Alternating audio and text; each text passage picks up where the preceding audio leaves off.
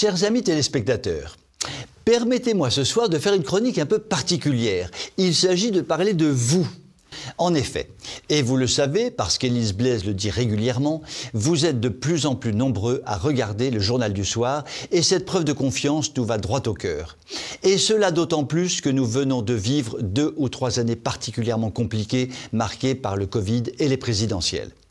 Je voudrais plus particulièrement parler des commentaires que vous écrivez sur YouTube à la fin du journal. Tout d'abord, ce nombre de commentaires est considérable, souvent supérieur à 1 millier, ce qui traduit une belle réalité. Il existe vraiment une communauté TV Liberté et à titre personnel, je m'en réjouis profondément. Ensuite, vos commentaires sont, la plupart du temps, extrêmement chaleureux, positifs, humoristiques et tout à fait intéressants bien sûr. En outre, lorsque vous manifestez un désaccord avec telle ou telle position prise par l'un d'entre nous, vous le faites généralement de façon sympathique et drôle, ce que je trouve également profondément sympathique. J'imagine que vous comprendrez qu'il nous est évidemment impossible de répondre à chacun d'entre vous, mais je voudrais vous assurer que nous lisons ces commentaires et en tirons le plus grand profit.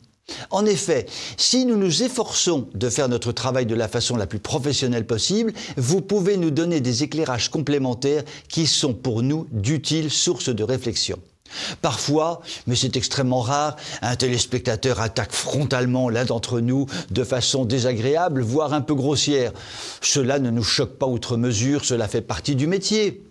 Le très grand Charles Péguy, journaliste de premier ordre, avait l'habitude de dire qu'il fallait que ses éditoriaux mécontentent un certain nombre de ses lecteurs, sinon ça n'était pas le cas et cela voulait dire que ces éditoriaux n'étaient qu'une soupe consensuelle et inintéressante.